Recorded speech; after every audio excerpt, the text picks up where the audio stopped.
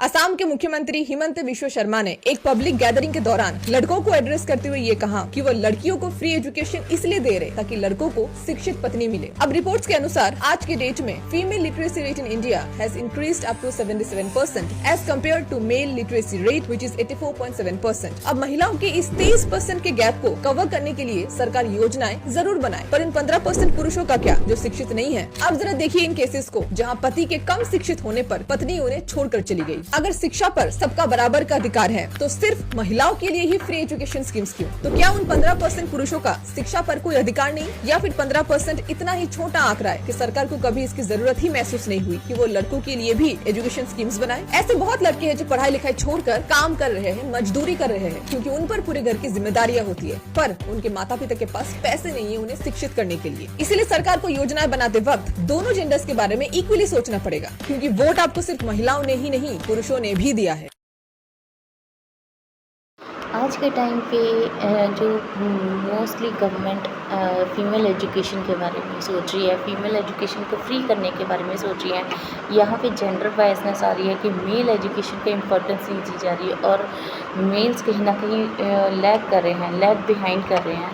उसका रीज़न ये है कि इसके पीछे पॉलिटिकल मिशन है।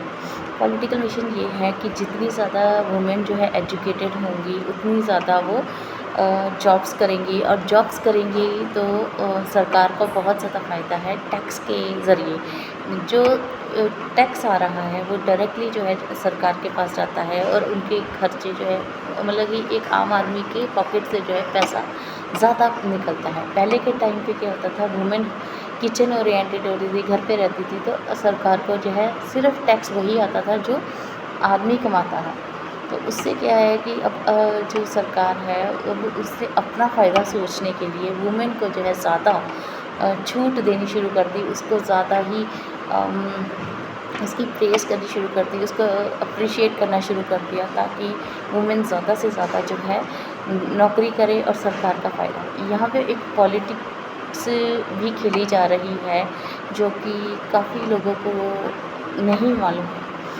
तो उसकी वजह से क्या हो रहा है कि सरकारों को तो फ़ायदा हो रहा है। यहाँ पे मिसेस मूवी का आना एक एजेंडा ही था, जहाँ पे ये चीज़ें सफ़र भी नहीं हो रही, फिर भी वुमेन को जो दिखाया गया है कि वो किचन में देखो कितना ऑपरेशन होता है। ये ऐसी मूवी का रिलीज़ होना जहाँ पे आज के टाइम पे बिल्कुल बेतुकी मूवी है आज के टाइम के हिसाब से, कि किचन में देखो कितना ऑपरेशन होता है। ये दिखाया गया ताकि जो औरत है वो शादी करने से डरे, या फिर शादी करे भी तो वो नौकरी करे, घर में बैठने के लिए ना हो, और वो नौकरी करे ताकि कमाए और टैक्स जो है डायरेक्टली या इनडायरेक्टली सरकार के पास जाए, ऐसा होता है।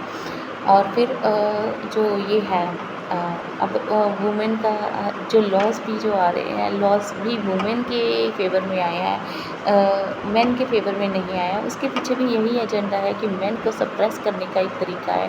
ब्राइब जितनी हो सके ऐंठी जा सके मेन से, वुमेन से ये तो ब्राइब ली नहीं जा सकती, क्योंकि वुमेन का जो है एक तरफ बायसनेस होगी तभी मेन पे हावी हुआ जा सकता है, और वुमेन से वो ब्राइब नहीं ले रहे हैं। वुमेन से कम, क्योंकि उनको पता है कि वुमेन कितना ही कमा रही है या कुछ ऐसा, वुमेन पावर भी है। तो इसलिए आदमी ही बलि का बकरा बन रहा है, आदमी से ही पैसे ऐंठे जा रहे हैं। तो जो भी करप्शन हो रही है आज के टाइम पे, इवन जजेस भी जो बहुत ज़्यादा करप्शन कर रहे हैं, जजेस तक कर रहे हैं, तो लॉ से भरोसा ही उठ रहा है लोगों का। क्या इसका क्या सोल्यूशन? और उसमें भी जजेस को जो है उन पे कार्रवाई इतनी कड़ी हो नहीं रही है, उनको सस्पेंड नहीं करा जा रहा, उनका इम्पैक्ट ट्रांसफ़र करा जा रहा है। तो ये आम आदमी के लिए बहुत ज़्यादा धोखे की बात है। यहाँ पे मेन ही सफ़र कर रहे हैं। तो इसलिए यहाँ पे मेन कमीशन का आना जो है बड़ा ही ज़रूरी है, लेकिन मेन कमीशन की कोई बात ही नहीं कर रहा है। भले हमारे प्राइम मिनिस्टर हो, या फिर इनफैक्ट कांग्रेस पार्टी भी जो है वो सारी फेमिनिस्ट से भरी हुई है। तो अब हमारे जो प्राइम मिनिस्टर है उन्होंने भी कभी शादी नहीं करी, उनको क्या मालूम कि औरत का दुख क्या होता है जब औरत जो है असॉल्ट करने पे आती है। तो मतलब औरत का दुख नहीं, आदमी का दुख क्या होता है, आदमी का दर्द क्या होता है, ये उनको नहीं मालूम। बस उनको ये पता है कि कैसे भी करके जो है मैनिपुलेशंस करी जाए ताकि टैक्स जो है उनको उनके पास आ सके।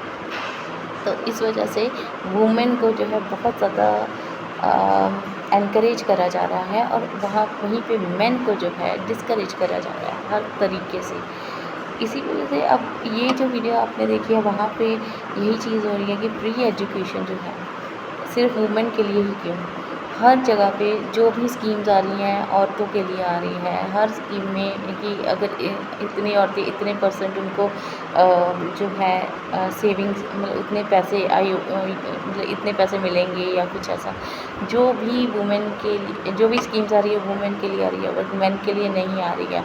तो अगर फ्री घूमना है या फ्री बस ट्रैवल भी करना है कश्मीर में हो या कहीं पे भी हो तो वहाँ पे भी वुमेन के लिए आ रहा है बट मेन के लिए नहीं। फिर अगर बसेस में धक्के खा रहे हैं आदमी या फिर मेट्रोज़ में जो है वहाँ पे बैठे हुए हैं तो औरतें जो आ रही हैं वो अपना वुमेन कार्ड खेल के कहती हैं कि हमें सीट दो, जबकि वो खुद बहुत ज़्यादा एबल हैं और मतलब कोई ऐसे डिसेबल्ड भी नहीं है वो, उसके बावजूद जो है सप्रेस कर रही है मैन को वुमेन कार्ड खेल के।